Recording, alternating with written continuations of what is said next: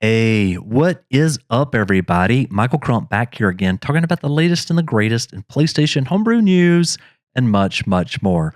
So, all across the scene today, I've been hearing a lot of folks talking about PsFree. And before we jump into what PsFree is and some of my thoughts on it, I wanted to go ahead and show the video that the author submitted. Now, this video is only 7 seconds. I'm just going to let it play the very first time in its entirety.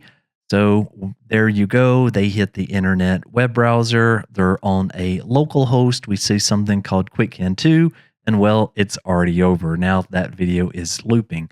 This time, I'm going to pause it right here on QuickHEN just so you can see a few other things that's kind of going on. So for one thing, they are on a local host. I'm not saying that that's going to affect the speed, but just something to kind of call out here.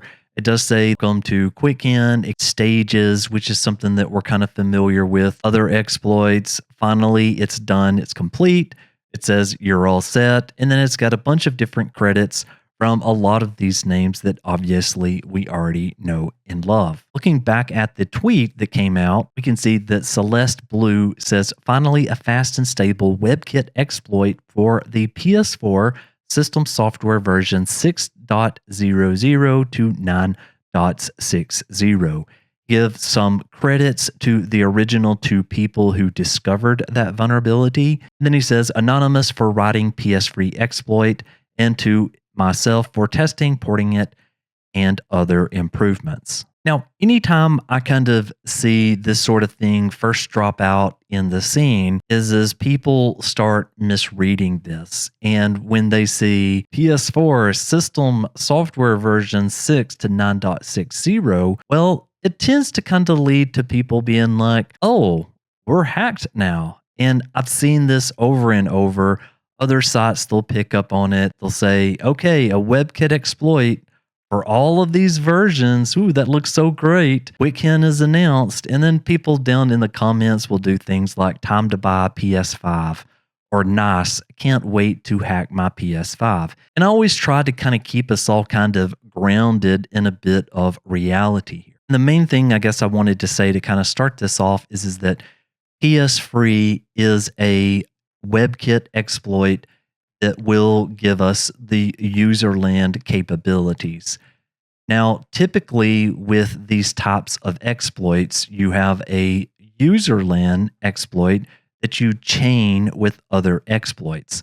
So, like what we're doing right now for the PlayStation 4, for example, for 9.00, you run a Userland exploit, and then with that little USB drive that we've been having and inserting for the last, I guess, 2 years, that is where the kernel exploit is. And so those are chained together in order to open up the full capabilities of the PlayStation 4 in that instance. And one of the things that I did note in here is that if you do have a PS4 that is on 9.03 to 9.60, you still aren't going to be able to do things such as playing backups, which is what I think a lot of people typically want. Now, one other thing that I did note from the original tweet that was located here was that they did focus on the PlayStation 4, but in reality, this part is also true, meaning that for PS5 1.00 to 5.50, those PS5 users can also benefit from this. Again, Userland only. So if you were to ask me, Michael, what is it that you think that we're going to get out of this? I do believe that a lot of the existing exploits with those versions that's mentioned will now become a lot more stable. Now, this is brand new. This hasn't been, talked about, but for really maybe the last past day. So we'll have to see what kind of comes out of it. But typically when there's new Userland exploits, since we already have a kernel exploit for, say, something like the PlayStation 4 9.00, we could replace that front end that we were using before with this version. And the other thing is that keep in mind that some of these older firmwares, so PlayStation 4 7.55 and earlier, there isn't necessarily a lot of people kind of looking at that anymore because most folks have just went ahead and updated to 9.00 in the PlayStation 4 scene. Now, the second thing is that while this does affect the PlayStation 4 up to 9.60, beginning at 6.00, and for the PlayStation 5 1.00 up to 5.50, that could obviously benefit the digital owners of those PlayStation 5 consoles.